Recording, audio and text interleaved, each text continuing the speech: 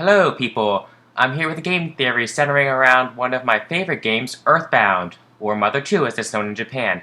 If you've never played Earthbound, it's a game that was released in America back in 1998 for Super Nintendo. I'm ashamed to say that I never actually played it while growing up, but a few months ago I finally got my hands on a copy, and boy am I glad I did. This is one of my favorite games that was way above its time, as are the other two in the series. The RPG battle scenes aren't the greatest, but you get used to them pretty fast. It's an amazing game, highly creative, and very in-depth that any gamer should at least try. The main villain for this game is an alien being known as Giygas. Is it Giygas or Giygas? Let's go with Giygas, so I will too. Anyway, he's one of the greatest video game villains of all time, and one of the most powerful. There's a lot of theories centered around him, one in which I have my own that I plan to go over today. And no, it's not the fetus theory. There's a lot of talk of how Giygas resembles a fetus, and when you go to face him, you're actually performing some sort of abortion. In some scenes of Giygas, he does appear to have a fetus form, and even the Devil's Machine, in which he's contained, is said to resemble a uterus, and another one of his forms resembles an ultrasound scan. Earthbound's creator, Shigesato Itoi, even stated how he based Giygas off a violent rape scene he saw when he was a kid that traumatized him after he accidentally walked into an R-rated movie called The Military Policeman and the Dismembered Beauty. And while I can indeed see where this fetus theory comes from, I have another one. I actually came up with this theory even before I heard about the fetus one, so here we go.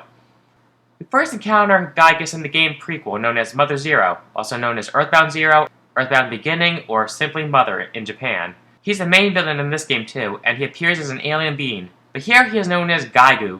After he's defeated, he leaves the planet and is not heard from again until the events in Earthbound, in which he goes by the name of Giygas. Now poses the question, how exactly did he become like this? There's no way of knowing exactly what happened to him between the events of Mother Zero and Earthbound, so we can only speculate. But before we get to that, let's take a look at Giygas' backstory a bit.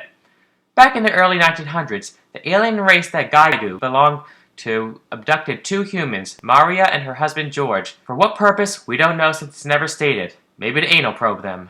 During this time, George and Maria adopted and raised the infant Giygu, and the three became a family. However, George became curious about the aliens' power of psi and began to study it without their permission. When the aliens found out about this, they sent him back to Earth while Maria was left on the planet. Over the years, Giygu became very close to Maria and loved her like a mother, and she him like a son. However, because of George's betrayal, Giygu was selected to invade an invasion on Earth to reclaim the knowledge of psi that George had discovered. Giygu refused to betray his adoptive parent, so he was forcibly removed from Maria and made to invade Earth. 80 years later, the invasion began, and thus begins the events of Mother Zero. We don't know what happened to Giygu during these 80 years, but when he arrives on Earth, he has the power to influence the land, bring inanimate objects to life, and turn living creatures into vicious beasts. But apparently, both Maria and George had both already had a child before they were abducted that had been left behind, and when Giygu invaded Earth, he was opposed by Maria and George's great-grandson Nintendo. At first, Giygu offers Nintendo a chance to come back to his home planet since he still held affection for Maria, and by extension her great-grandson, but Nintendo refuses and the two fight it out. Giygu is too powerful to be defeated, but by playing a lullaby that Maria used to sing to Giygu, the suppressed memories within him and bring out feelings of guilt and love that he's unable to bear. His distress causes him to flee, but he promises to return. Now we get to the main part of my theory. In the 1900s, Giygu returns as this thing, and he now goes by the name of Giygas, and carries titles like the Embodiment of Evil and the Universal Cosmic Destroyer. He's vastly more powerful than before, having even discovered the power of the Apple of Enlightenment, allowing him to see the future. Pokey gives us some info on him, saying that his tremendous evil power has destroyed his entire being, including his mind, which has become indefinable by human standards. Even when he attacks, we cannot grasp the true form of his attack. Pokey goes on to say how Giygas can only be described as pure evil, saying that he is the evil power, and due to the loss of his mind, Giygas' consciousness must be kept contained within the Devil's Machine in order to keep his mind intact. Outside of it, he becomes irrational and incapable of thought, and his uncontrollable power becomes a threat to the existence of the entire universe. As such, Pokey refers to him as, quote, an almighty idiot, saying he's the whole of all evil power within the universe. We can only speculate on what happened to him between Mother Zero and Earthbound, but here's my theory on this. Back when Giygas was still Giygu, his race did something to him so his love and memories for Maria wouldn't stop him from the invasion. After he was chased off by Nintendo, it can be assumed that they'd try this again after his memories resurfaced, but only more intensely, and that's where things went wrong. It seems that they did too good of a job on making Giygas the perfect soldier. He loses all sense of right and wrong as he becomes intent on what his mission was, to spread his evil influence, recover the power of Sai, attack, destroy, yada yada yada. But what they didn't expect was for him to turn that mission on them. Not only does he eliminate his entire race, but he absorbs all their power and knowledge. Psi power is known for coming from the mind, as Psi is basically short for psychic power. But in absorbing all that power and knowledge, he also absorbed all the pain, rage, and hate that they all felt towards him as he destroyed them all. And I don't think it was just from his planet alone, but the entire galaxy his planet was located in, and I'll explain why I think this in a bit.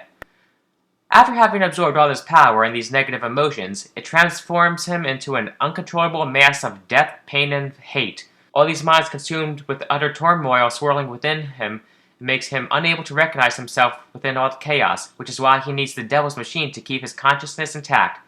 Just think about it. Would you still be able to recognize yourself after having absorbed billions and billions of minds? As such, he's no longer Giygas, but something else, which is why he goes by Giygas. Now let's take his appearance into account. When we see Giygas released from the devil's machine, he looks like a warped, screaming face, and he seems to be the very embodiment of rage and violence. Well, remember what I said about him becoming a manifestation of anger, hate, and death after destroying and absorbing the entire galaxy? Take a good look at his shape and tell me he doesn't look like a cross between a galaxy and a skull, and this form is pretty much what his actual appearance really is. Now let's get to the fetus theory. During the final battle with him, he proves to be impossible to defeat. The only way to win is to have Paula use prayer. This starts to damage Giygas and begins tearing him apart. We see this in his second form after he's damaged, and his form begins to break down more and more each time you pray. In his third form, he does somewhat look like a fetus. I actually studied this image of him and considered that maybe he was. If this is him as a fetus, we can still see his screaming face right here and here. I began to wonder if this was meant to represent the pain and hate he was feeling, representing that he was in utter turmoil in his heart and mind, but I later dismissed this thought along with the fetus theory. As we saw, Giygas' real form seems to be a screaming face. He begins getting torn apart by Paula's prayer. Even in his so-called fetus form, we still see the screaming face. It's just torn apart into many because he's made up of billions of minds, which are now being torn apart. The resemblance of a fetus is probably just a coincidence. And I'm not just saying this to dismiss the theory. It's basically been established that Giygas, when he's whole and unharmed, is the red mass. The black is just the background. That means even in his so-called fetus form, he's only the red, and the black that supposedly shapes the fetus is just the background. So getting back to what I was saying about Giygas now consisting of anger, hate, and pain, the reason why Paula's prayer hurts him is because it brings joy, love, and hope. These emotions are the exact opposite of what Giygas has absorbed and has now manifested as. These pure emotions that Paula's prayer is providing are canceling out the negative emotions that Giygas is made up of, which is why it hurts him and begins to break him down. With the more minds within him that are destroyed, the remaining good memories that were suppressed within him back when he was Giygas begin to surface. But since he's a manifestation of negative emotions now, this is why these memories, even his own happiness, begins to hurt him. After absorbing all the hopes and dreams and positive emotions of the entire human race, and even you as the player, it cancels out all the negative emotions that his very being consists of, leading to his destruction. Well, there you go. This is my theory on what Giygas is, how he came to be, and how he met his end. Keep in mind that this is just my own theory, and I could be completely wrong, but based on my understanding of things in the game, and on what we know of Giygas, this is the conclusion I've come to. I hope you enjoyed my theory and take it into consideration. Feel free to like, comment, and share this video with others. I'll be back with some more theories from other series, so don't forget to subscribe, and I'll see you next time.